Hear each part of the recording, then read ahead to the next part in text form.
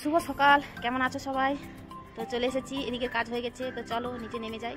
কত পায়রা ঘুরে বেড়াচ্ছে, ওই যে পায়রাগুলো ঘুরছে। তো চলো, এখন সকালবেলা কেউ আসেনি ছাদে, তো অনেকটা ভোরবেলা এসছি। তো যাওয়া যাক। নতুন একটা সকাল, নতুন একটা দিন, নতুন সকালে চলে এলাম তোমাদের কাছে। তো তোমরা দেখতে থাকো ব্লগটা, তোমাদের ভীষণ ভালো লাগবে। আমার ব্লগটা যদি তোমাদের একটুও মন ছুঁয়ে যায় তাহলে অতি অবশ্যই সুন্দর করে একটা লাইক আর কমেন্ট করো। আর পাশে থাকার অনুরোধ রইল, যে যেখান থেকে দেখছো অতি অবশ্যই কমেন্টের মাধ্যমে জানাও। আর যারা নতুন বন্ধু, যারা সাবস্ক্রাইব করোনি এখনও, তারা এক্ষুনি যাও, গিয়ে সাবস্ক্রাইব করে আমার ভিডিওটা দেখতে থাকো, তোমাদের ভালো লাগবে। তো চলে এলাম, সকালবেলা তো গেছিলাম ছাদে, ছাদ থেকে এসে যা আশিপাশি কাজ ছিল সমস্ত কিছু করে নিয়েছি, করে এখন সোজাসুজি রান্নাঘরে চলে এলাম। আজকে ভাবছি যে রান্নাঘরটাকে একটু সাজিয়ে গুছিয়ে নেব। শুধু ঘরবাড়ি সাজালে গুছালে পরিপাটি করে রাখলে তো আর হয় না, তো রান্নাঘরটাকেও তো মাঝে মাঝে সুন্দর করে সাজিয়ে গুছিয়ে রাখতে হয়। তো আমি সপ্তাহে একদিন করে চেষ্টা করি রান্নাঘরটাকে সুন্দর করে সাজিয়ে গুছিয়ে পরিপাটি করে রাখার জন্যে। তো এই সপ্তাহে হয়নি, তো বিশেষ কারণে। তো এই সপ্তাহে তো আমি গেছিলাম, বাইরে গেছিলাম। তো বাইরে মানে আমি একদিন পিকনিকে গেছিলাম, তো হয়ে ওঠেনি। আর কি বলো তো, ঘরের বাইরে যদি একদিন যাওয়া যায় না, ঘরের সমস্ত কাজ এলোমেলো হয়ে থাকে, ঠিক মতন মনের মতন হয় না। তো এই সপ্তাহে হয়নি, প্রায় 2 সপ্তাহ মতন হয়ে গেছে। আর এই মশলার কৌটোগুলো দেখো, তো যতই আমরা রান্নাঘর পরিষ্কার করি না কেন, তো মশলার কৌটো যখন যেটা শেষ হয় তখন সেই কৌটোটা আমি মেজে মশলাটা ঢালি। তাও মশলা রান্না করতে করতে মশলার কৌটোগুলো ওই তেল হাতে ধরা হয়। বা যখন রান্না করি, যতই চিমনি চলুক না কেন, যতই অ্যাডজাস্ট মাখা থাকুক না কেন, তাও দেখবে রান্নাঘরের মৌটোগুলো না মানে সব আঠা আঠা লাগে। তাই জন্যে আমি কৌটোর মুখগুলো ভালো করে টাইট করে দিলাম, দিয়ে ওই যে কসবাইটটা, যেটা গ্যাস পরিষ্কার করি, এটা আমার এঁঠো কসবাইট না, যেটা গ্যাস পরিষ্কার করি তার কসবাইট আমি আলাদা করে রেখে দিই। তো ওই কসবাইটটা দিয়ে একটু ওই বাসন মাজার সাবান দিয়ে আমি ভালো করে ঘষে ডলে ধুয়ে নিলাম, তোমাদের দেখালাম ভীষণ পরিষ্কার হয়ে গেছে চকচকে। তারপরে যখন যে মশলাটা শেষ হয়ে যাবে তখন তো সে কৌটোটা আমি ধুয়ে নিই, কোনো অসুবিধা হয় না। তো আমাদের মতন মধ্যবিত্ত মানে কি বলবো, তারা তো তাদের মনের মতন করে রান্নাঘরটাকে তো সুন্দর করে সাজিয়ে রাখতে হয়, তাই না? তো আমার কাছে অত দামি দামি কোনো জিনিস নেই রান্নাঘর সাজানো। তো যেরকম থাকে সেইভাবে সেই জিনিস দিয়ে আমি রান্নাঘরটাকে সাজিয়ে গুছিয়ে নেই। তো এটা আমার একটা প্লাস্টিকের ট্রে। এটা প্রথমে আমি ঠাকুরের জিনিসপত্র রাখতাম যখন আমি আগে ভাড়া থাকতাম। তো ঠাকুরের থাকে না পলতে, ঘিয়ের শিশির, মধুর শিশির, গঙ্গা জলের একটা বোতল, এরকম রাখতাম টুকিটাকি। তো এখানে যবে থেকে এসি এটা আর লাগে না, এটাকে আমি ধুয়ে পরিষ্কার করে আমি রান্নাঘরের কাজেই ব্যবহার করি। ছোট ছোট মশলা দানিগুলো রাখি, আর সাজিয়ে গুছিয়ে রাখলে বেশ ভালোই লাগে। আর কি বলতো, আমাদের মতন যারা গৃহবধূ, শুধু আমি কেন, আমার মতন যে গৃহবধূ যত আছে দেখবে রান্নাঘরে বেশি সময়টা রান্নাঘরেই চলে যায়। আর রান্নাঘরটা যদি মনের মতন করে পরিপাটি সাজিয়ে গুছিয়ে রাখা যায় না, দেখতেও ভালো লাগে, মনটাও ভালো হয়ে যায়। আর যেদিকে তাকাবে দেখবে ভীষণ ভালো লাগে। তো ওই জন্যেই তো চলে এলাম। আমি বকবক করছি, আমি নিজেরই ঢোল বাজাচ্ছি।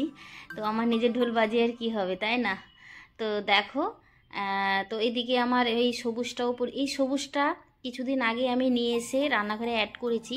এটার মধ্যে আমি মশলা দানি রাখি, এটা একদম কোণার দিকে রাখি। যেগুলো আমার খুব কম লাগে সেইগুলো আমি ওই দিকটা রাখি, যেমন বিট লবণের কৌটো, তারপরে শুকনো লঙ্কা। আমি শুকনো লঙ্কা সব গোটা শুকনো লঙ্কা রাখি, সব তরকারিতে আমি ফোড়ন দিই না, বেশিরভাগ কাঁচা লঙ্কা দেওয়ার চেষ্টা করি। তো ওটা কম লাগে, ওইটা একটা আচারের জার রাখলাম। আচারটাও খুব কম লাগে, যখন মুড়ি টুড়ি মাখি তখন আচারের তেলটা দিতে হয়, ওই জন্য কম লাগে, ওটাও কোনায় রাখলাম। আর এদিকে মানি প্ল্যান্টের গাছটা রাখলাম। মানি প্ল্যান্টের গাছটা শুকিয়ে যাচ্ছিলো, জলটা চেঞ্জ করে ভালো করে স্নান করিয়ে দিলাম, একদম তরতাজা হয়ে গেছে, দেখতে বেশ ভালোই লাগছে। তো এটাই রেখে দিয়ে এখন স্টিলের একটাও কয়েকদিন আগে আমি অ্যাড করেছি রান্নাঘরে কিছু কিছু জিনিস আমি অ্যাড করেছি। আগে আমার এত কিছু জিনিস ছিল না। আর উপরে যে ওয়ার্ড্রপগুলো ছিল, আর মাঝখানে একটা তাক, যেটা আমি পরিষ্কার করে মশলা দানিগুলো রাখলাম, ওই তাকটা ছিল না। ওটা একটা মার্বেল কিনে নিয়ে এসে যে মিস্ত্রি আমাদের কাজ করছিল তাকে দিয়ে আমি ওটা বসিয়ে নিয়েছি। তাহলে মাঝখানে ওই তাকটা দেওয়ার পরে আমার অনেক কৌটো, বিস্কুটের কৌটো, অনেক কিছু ওখানে রাখতে পারি। না হলে ওয়ার্ড্রপ ছোট ছোট ওয়ার্ডরোবে কতটুকুনি আর জিনিস ধরে বলো, তাই না? বেশি একটা জিনিস ধরে না।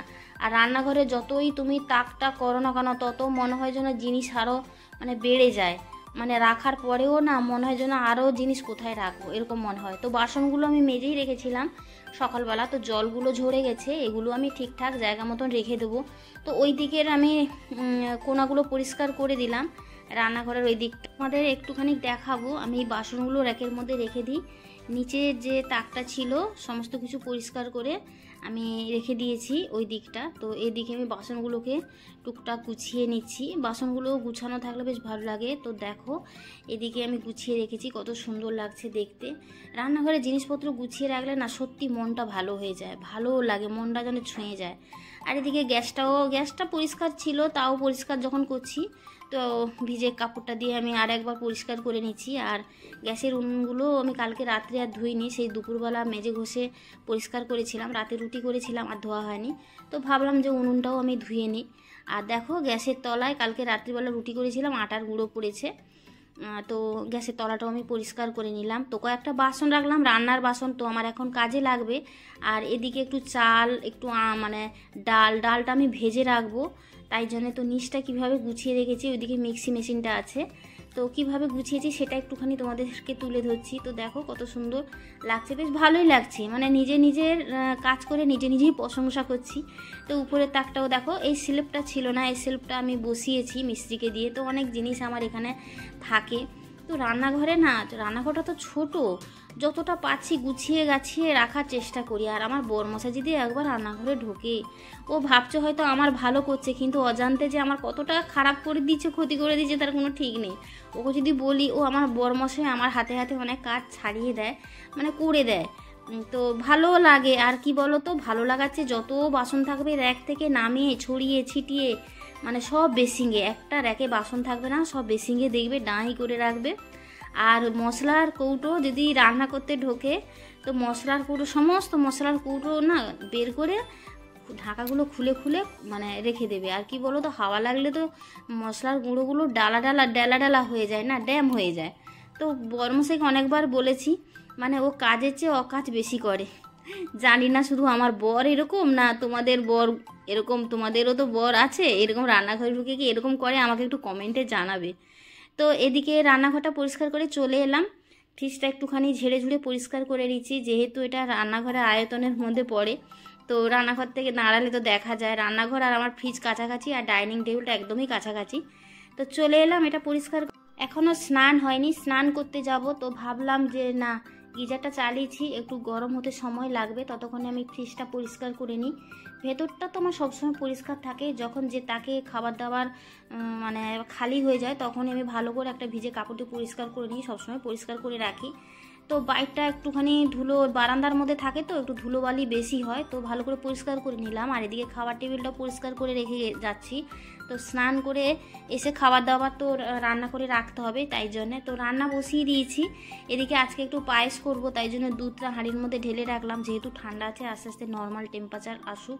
আর এদিকে ডালটা বেশি ছিল তো ভেজে রেখে দিলাম ডালটা, আর কিছুটা ডাল আমি সেদ্ধ করে রেখেছি। আজকে ভেজ ডাল করছি, তো 5 মিশালি মানে যত শীতের সবজি ছিল, তো 5 রকমের সবজি দিয়ে করছি। আর লাস্টে আমি একটুখানি জিরের গুঁড়ো দিয়ে দিলাম, বেশ ভালো লাগে।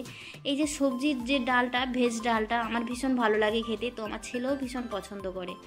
তো আজকে বেশি কিছু রান্না করছি না। এদিকে আমি পায়েসটা বসিয়ে দিয়েছি, ওইদিকে আমি দুধটা জাল দিচ্ছি, আর ঘি দিয়ে একটুখানি চালটা ভেজে নিচ্ছি। আর কাজু কিশমিশটা ঘি দিয়ে ভেজে রেখেছি। আর প্রচণ্ড আমার কোমরে ব্যথা করছে, তো আমি বেলটা পরে নিয়েছি, আমার ভীষণ কোমরের সমস্যা। তো এদিকে আমার পায়েসটা পুরো কমপ্লিট হয়ে গেছে। তো দেখো কত সুন্দর হয়েছে। এটা এরকম হয়েছে, তো যখন আমি রাত্রিবেলা রাখতে যাই তখন ভীষণ টাইট হয়ে গেছিলো, এখন দেখছো ঢিলে কত সুন্দর। তো ঠান্ডা হয়ে যাওয়ার পরে ভীষণই টাইট হয়ে গেছিলো। 4:45 বাজে, খাওয়া দাওয়া করে এলাম, দেরি হয়ে গেছে। ওখানে আমার বরমশাই শুয়ে আছে, খাওয়া দাওয়ার পরে নিয়ে এসেছি শাকালু। তো এখন বসে বসে একটু শাকালু খাবো ভাবছি। তো বরকে বললাম তুমি খাও, ছেলে তো খাবে না, বললো আমি খেয়েছি আর খাবো না। তো এতগুলো খাওয়া যায়, 2খানা কেটেছি, তো চলো খাই, খেয়ে দিয়ে একটুখানি শুয়ে পড়বো। বরমশাই বলেছিল যে গুড় দিয়ে পায়েস করতে, তো আমি ভাবলাম যে সেদিনকে গুড় নিয়ে এসেছিল, তো সেই বললাম না যে নরেন গুড়, আগের একটা ব্লগে বলেছিলাম তোমাদের, নরেন গুড় নিয়ে আসতে বলেছিলাম, তো নিয়ে এসেছিলো ভেতরে আখের গুড় মেশানো। আমার লাগবে না। আর এমনিতে চিনি অনেকগুলো রয়েছে প্যাকেট, দেখলাম 3-4 প্যাকেট রয়েছে, 3-4 কিলো। তো আমাদের তো মোড় থেকেই আসে, তো একবারে মাসকাবাড়ি আমার বড় মাসে যখন বাজার করে 3-4 প্যাকেট করে আটা, চিনি এরকম নিয়ে আসে। দাঁড়া তোমাদের দেখাচ্ছি। আটার প্যাকেট একটা খরচ করছি, আরও 3 প্যাকেট ধরা আছে। সর্ষে তেল যখন আনবে 5-6 প্যাকেট করে আনবে সর্ষে তেল, সাদা তেল। দাঁড়া তোমাদের দেখাচ্ছি একটু। চল, তোমাদের না দেখালে না তোমরা বুঝতে পারবে না, ভাবে হয়তো আমি গল্প করছি, কিন্তু না বন্ধুরা, গল্প করছি না, এটা সত্যি। আমার বর যখন বাজার করে তা ওকে বললাম যে উপরে তুলে দিতে, ওই যে উপরে তোলা আছে, ওয়ার্ডরোবের উপরে তোলা আছে। তো কি করব, কোথায়। দুপুরবেলা তখন ঘুমিয়ে পড়েছিলাম, তো ঘুম থেকে উঠেছি এখন সন্ধেবেলা, সন্ধে প্রদীপ দিয়ে এখন চলে এলাম। সেদিনকে দুধ পুলি করেছিলাম, কিছুটা ছিল পুর, তো পুরটা আমি ভাবলাম যে একটু চালের গুঁড়ো যখন আছে একটু সেদ্ধ পিঠে করে নিই। তো চলে এলাম একটু সেদ্ধ পিঠে করতে। পিঠেটা আমার রেডিও হয়ে গেছে। তো তখন পায়েসটা করেছিলাম, তোলা হয়নি, তো চলে এসেছি। পায়েসটা ভাবছি ফ্রিজে তুলে রাখবো, এতটা পায়েস তো আর খাওয়া হবে না, তখন কেউ খায়নি। রাত্রিবেলা যদি কেউ খায়, তো ছেলে আর ওর বাবা যদি খায়, তো কিছুটা রাখবো আর কিছুটা তুলে রাখবো। তো বন্ধুরা, ভিডিওটা আমার এই অবধি। ভিডিওটা যদি ভালো লেগে থাকে অতি অবশ্যই একটা লাইক কমেন্ট করো।